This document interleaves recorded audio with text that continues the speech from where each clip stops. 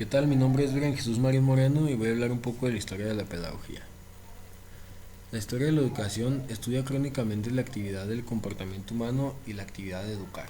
Todo fenómeno educativo, toda teoría o idea sobre educación se debe inscribir en el contexto de las condiciones sociales, políticas, económicas, culturales donde se gesta. Este aspecto reclama por parte del historiador de la educación un tratamiento interdisciplinar de su objetivo cognitivo. Por consiguiente, a lo largo del tiempo se han manejado distintas concepciones sobre educación que originaron la existencia de prácticas múltiples dependiendo de las finalidades que a ésta le asignó la sociedad de momento. La importancia de conocer la historia de la pedagogía. Es importante conocer la historia de la educación para no repetir errores y poder pensar en un futuro ideal gracias a las lecciones aprendidas. Sócrates, considerado el primer gran filósofo, su vida estuvo marcada por su recia personalidad, su rectitud moral e intelectual y sus enseñanzas que perduran hasta nuestros días. Con Sócrates y sus posteriores discípulos, la filosofía griega se afianza definitivamente y se muestra duradera hasta nuestra época. El método de Sócrates, 470-399 a.C. Dialéctica. Era un maestro que no enseñaba un área en concreto ni una asignatura, se dedicaba a enseñar en pequeños grupos a través de la dialéctica. La mayéutica. La mayéutica consiste en ayudar al alumno a encontrar la verdad a través de las preguntas poderosas que le hagan enfrentarse a la veracidad de sus propios planteamientos. Para él, todo ser humano buscaba por naturaleza hacer el bien, y cuando alguien hacía el mal, era por ignorancia. Platón, 421-347 a.C. Desarrolló una teoría sistemática de la educación basándose en la filosofía total y ello mediante la perspicacia y la competencia de la genialidad. Fue considerado el primer pensador y discípulo de Sócrates. Pensamiento pedagógico de Platón. La buena educación es la que da al cuerpo y al alma toda la belleza, toda perfección de la que son posibles. La educación es el arte de conducir al hombre hacia la verdad, hacia un mundo de ideas. La educación de la sociedad es una función política y social. Educación del individuo. La educación puede definirse como el proceso de socialización de los individuos. Al educarnos, somos capaces de asimilar y aprender conocimientos. En el caso de los niños, la educación busca fomentar el proceso de estructuración del pensamiento y de las formas de expresión. Mito de la caverna. Las ideas se comprenden unas con otras desde las más bajas hasta las más altas. La idea suprema es el bien. El alma se divide en tres: la parte racional, que es la cabeza, la parte irascible, que es el corazón, y la parte concupiscible, que es el estómago. Academia de Atenas. Escuela dedicada al desarrollo del conocimiento que se dedicó a la filosofía, la retórica, las matemáticas, la astronomía y la medicina. Allí tuvo a Aristóteles como el más destacado de sus alumnos. Platón fue su fundador. Aristóteles, 384 a.C., uno de los filósofos lógico y científico más influyentes de la antigüedad, un pensador que buscó fundamentar el conocimiento humano en la experiencia.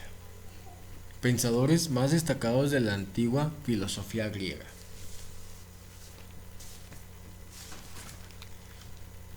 Aristóteles fue considerado por muchos un gran autor enciclopédico, además de ser junto a Platón y Sócrates uno de los pensadores más destacados dentro de la antigua filosofía griega y posiblemente el más importante de toda la filosofía occidental. Aristóteles planteó que la educación, la genética y los hábitos son factores que influyen en la formación durante el desarrollo personal. También valoró la importancia del juego en los más pequeños para el desarrollo tanto a nivel físico como a nivel intelectual, en sus primeras etapas de formación.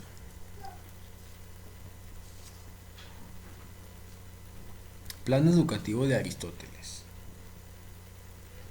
Aristóteles seguía un plan educativo basado en 5 periodos educativos. El primero era la infancia, se trataba del periodo de crianza, formación de hábitos. En el segundo periodo alcanzaba hasta los 5 años. Consistía en el desarrollo de buenos hábitos, pero sin lecciones y sin obligaciones. La siguiente etapa abarcaba hasta los 7 años, profundizando en los hábitos. Desde los 7 años hasta la pubertad era el periodo de educación pública, con asignaturas tales como gimnasia, lectura, escritura, música y dibujo. Y por último, la educación liberal, que se impartía en liceos, con asignaturas como podían ser las matemáticas, lógica, metafísica, ética, música, física o biología. La música era considerada como elemento vital en la educación liberal, ya que se consideraba que por una parte contribuía a la formación del carácter y por otra a la purificación emotiva. La educación según Aristóteles. El filósofo griego dividió la educación en dos. Por un lado estaba la educación moral y por otro lado la educación intelectual, ambas igual de importantes. El objetivo marcado para la educación era el de preparar a los jóvenes, despertando en cada uno de ellos su inteligencia para asumir a largo plazo posiciones de liderazgo en las tareas de Estado y de la sociedad. Es decir, creían en la posibilidad de formar a buenos ciudadanos. Sistema educativo romano. La antigua Roma se basaba en el estudio de la literatura latina y griega. Además, la intención era formar a los alumnos en el arte de la oratoria. La educación romana ofrecía la educación en 3 etapas: la instrucción primaria, lectura y literatura, y las clases de retórica, pero estas fases solo estaban dirigidas a las familias adineradas, ya que no eran gratis. Sistema educativo romano. Enseñanza primaria. Los alumnos profundizaban en la lectura, la escritura y el cálculo, aprendían los números romanos y recitaban las lecciones que previamente tenían que memorizar. Enseñanza secundaria. Los alumnos estudiaban latín, griego, gramática y literatura. Enseñanza retórica. Los estudiantes podían especializarse en la retórica y así es como aprendían a ser expertos en hablar en público. Juan Amos Comenio, 1592. Considerado el fundador de la pedagogía moderna, propuso un programa para hacer amena y no tediosa la educación, y la llamó Pampaedia o Pansofía, que significa educación universal. Se debe enseñar a todos. La educación según Comenio.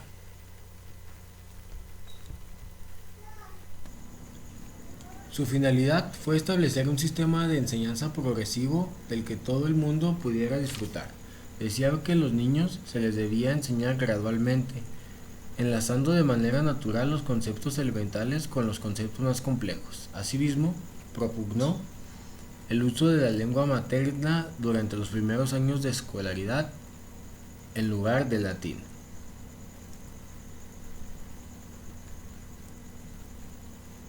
Sin embargo, la educación no debía confinarse en la adolescencia, sino abarcar toda la vida del individuo. Comenius escribió que el estudio tenía que ser completamente práctico, completamente grato, de tal manera que hiciera de la escuela una auténtica diversión, es decir, un agradable preludio de nuestras vidas. También opinaba que la escuela debía centrarse no solo en la formación de la mente, sino de la persona como un todo, lo que incluiría la instrucción moral y espiritual. Rousseau, 1712-1778.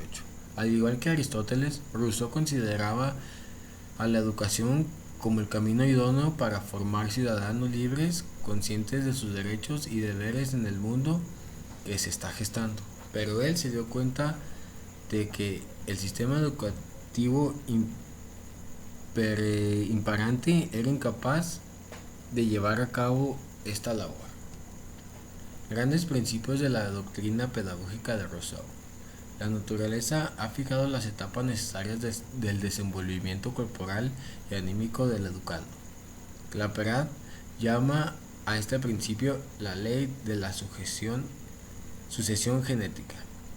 El ejercicio de las funciones era una etapa de la vida afirmativa y prepara el advenimiento y manifestación de las funciones ulteriores.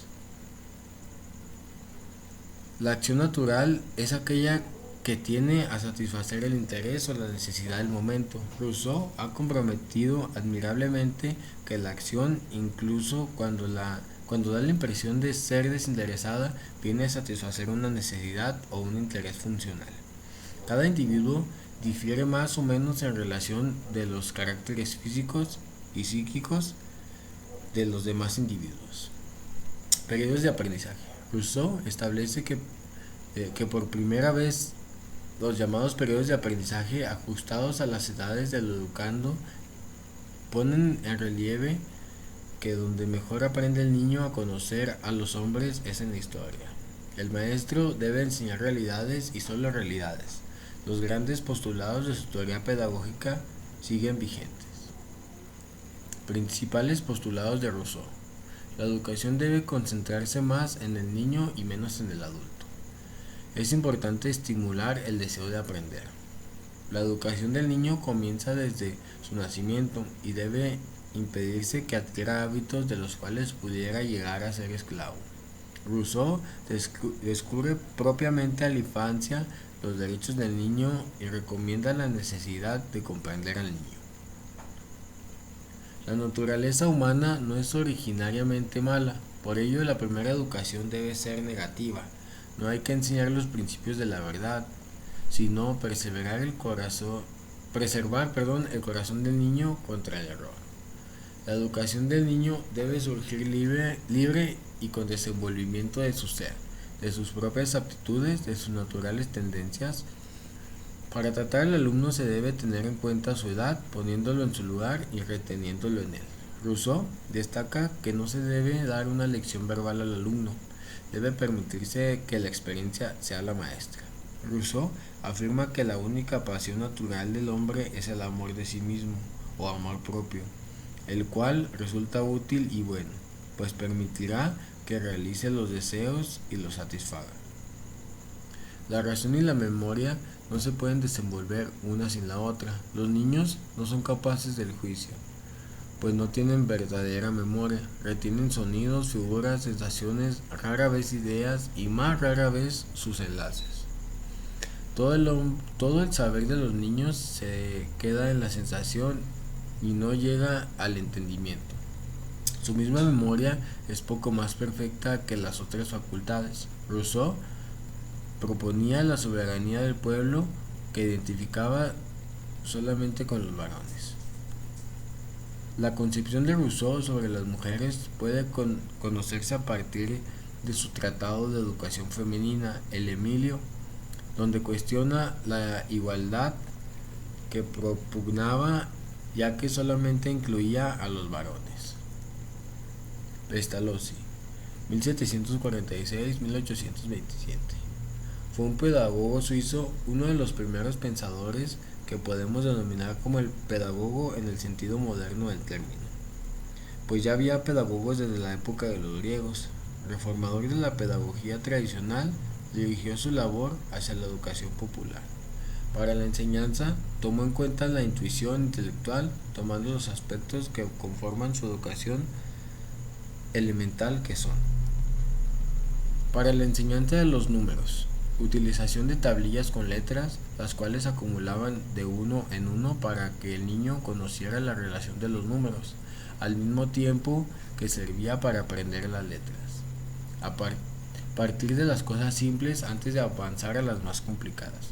Para la enseñanza de la forma, enriquecer la memoria de los niños con explicaciones sencillas de objetos y materiales.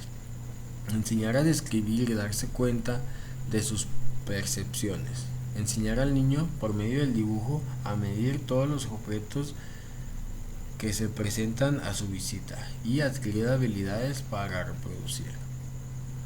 Para la enseñanza del lenguaje.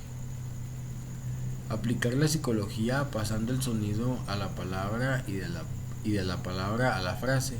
método analítico. Por medio del ejercicio de lectura y escritura, afianzar los conocimientos del lenguaje para aspectos generales de su educación elemental. Poner en práctica el método de enseñar a unos por medio de otros debido al gran número de niños. La enseñanza de ambos sexos, coeducación. La importancia de la educación creativa y productiva. Enseñanza de moral y religión que se debe iniciar en la familia. Principios pedagógicos de Pestalozzi. Naturalidad. Pestalozzi indicó que solo la educación podía realizarse conforme a una ley, armonía con la naturaleza. De este principio se deriva la necesidad de libertad de educación del niño. Es preciso que esté libre para que pueda actuar a su modo en contacto con todo lo que le rodea, ambiente. Educación elemental. Debía partirse de la observación de las experiencias, intereses y actividades educativas, de no enseñar nada que los niños no pudiesen ver, idea tomada por Rousseau, y consideró que la finalidad principal de la enseñanza no consistía en hacer que el niño adquiriera conocimientos y aptitudes, sino en desarrollar las fuerzas de su inteligencia. Educación física. Incluyó también la educación física como medio de fortaleza y resistencia corporal, cerrando así el ciclo de educación integral, que va desde lo más espiritual hasta lo puramente corporal. Con Pestalozzi, la pedagogía comienza a ver al niño de una manera diferente, la sitúa en una verdadera relación con la naturaleza y la cultura. A pesar de que su enseñanza se basa en la educación elemental, no escapan sus influencias a la educación preescolar. Aportes de Pestalozzi a la educación preescolar. Le dio importancia al desarrollo del niño. Puso en práctica la organización de experiencias y actividades por medio del juego. Valoró las actividades espontáneas del niño. Hizo énfasis en la ejercitación de las actividades manuales. Consideró la ejercitación en el dibujo como un medio para perfeccionar progresivamente la mano, lo cual le servía de base para la escritura. Herbart, 1776-1841. Según Herbart, la pedagogía debía enfatizar la conexión del niño con la sociedad, promoviendo su desarrollo con una finalidad útil para con el resto de los seres humanos. Es decir, el desarrollo intelectual y moral del niño debía hacerse de tal forma que la transformara con el paso del tiempo en un adulto que se siente pleno y útil, un ciudadano productivo para el conjunto de la sociedad. Herbert fue conocido como el padre del pedagogo científico. Según Herbert, cada niño había nacido con un potencial único. Sin embargo, este potencial no sería debidamente aprovechado si el niño no tenía oportunidad de recibir educación formal y reglada, es decir, la escuela, y que ésta estuviese bien organizada. Si bien la familia y la iglesia podían transmitir conocimientos y valores útiles para el día a día, solamente la escuela podría garantizar un correcto desarrollo intelectual y moral. Método educativo de Herbert. La educación moral y la intelectual van de la mano. La naturaleza de la mente era algo unitario. Para instruir la moral es necesario construirlo por medio de aprendizajes y fomento de la inteligencia. La curiosidad, la viveza es como se dan las clases. La motivación y las ganas de enseñar era algo extremadamente necesario en toda la lección. María Montessori, 1870-1952. María Montessori hizo muchas contribuciones al sistema educativo y cambió la manera en que varios educadores persiguen la educación de las mentes jóvenes. Entre sus contribuciones ciertas notables incluyen la promoción de aulas abiertas, el fomento del aprendizaje personalizado para cada estudiante y la introducción de materiales didácticos manipulables que dejan a los alumnos participar en un enfoque práctico al aprender un nuevo término. Método Montessori. salas adaptadas a los pequeños. María Montessori inició el concepto de tener un ambiente amigable para los niños en su salón de clases, aulas abiertas. También introdujo la iniciativa de las salas abiertas, donde los niños pueden moverse libremente, pueden entrar a distintos materiales educativos y lúdicos.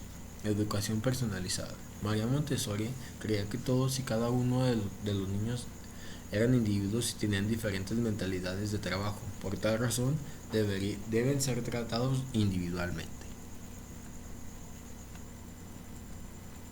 John Dewey, 1859-1952.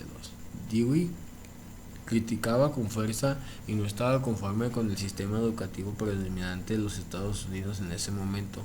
Para él, el sistema educativo americano no proporcionaba a los ciudadanos una preparación adecuada para la vida en una sociedad democrática.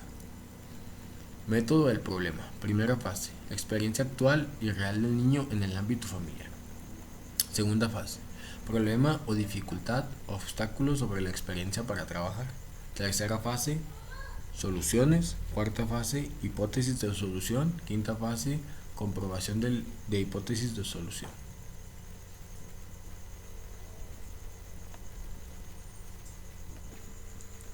Método educativo de John Dewey. La escuela debe representar la vida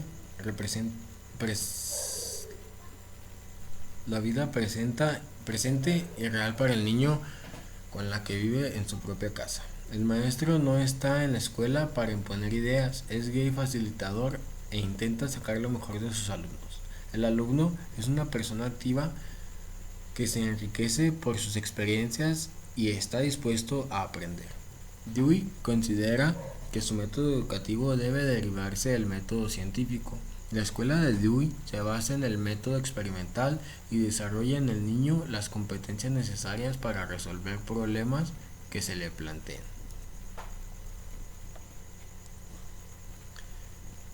Lev Vygotsky, 1896-1934, fue filósofo y abogado ruso.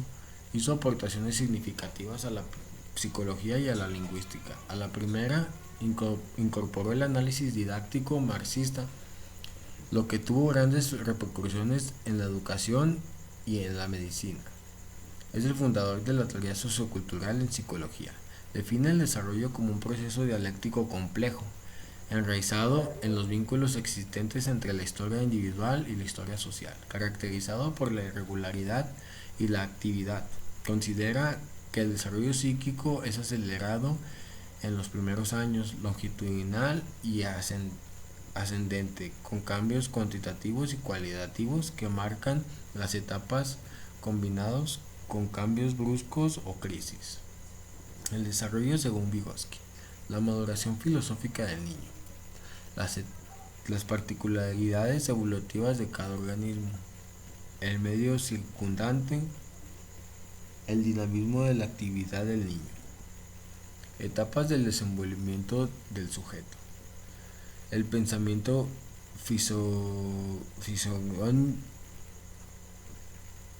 el pensamiento concreto o conjunto, el pensamiento abstracto o categórico.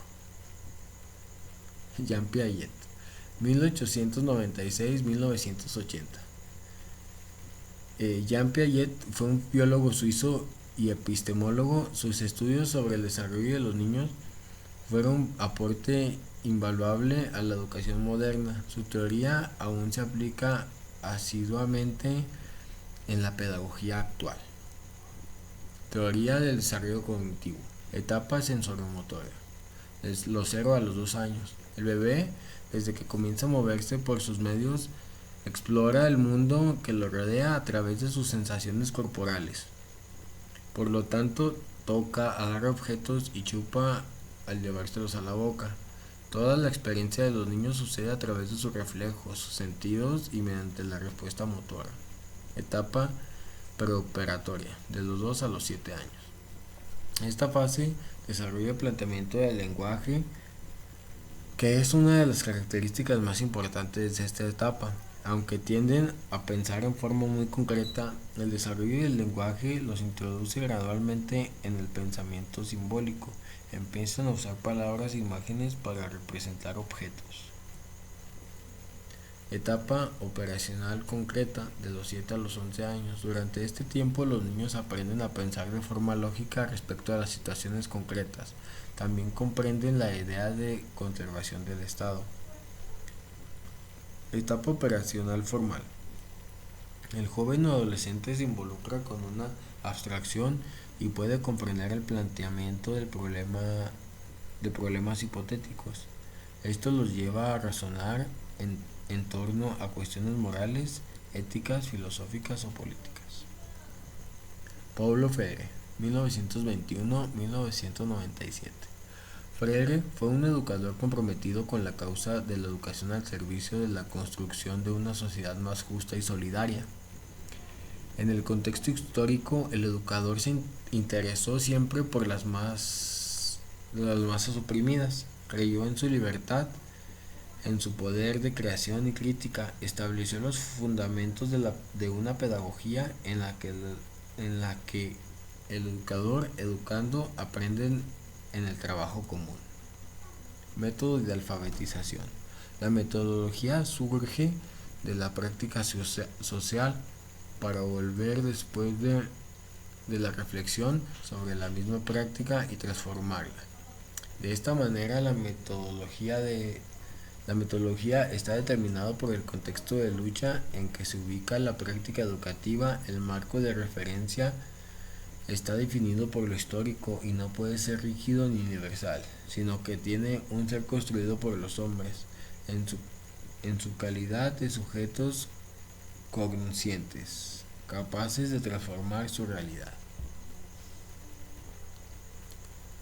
Educación bancaria. Freire denominó la educación bancaria a una manera de entender la educación como relación vertical, o sea, en la que uno, el educador, otorga y otros, los educandos, reciben conocimiento. Existe, por tanto, en este modelo pedagógico una separación tajante entre los roles del educador y educando.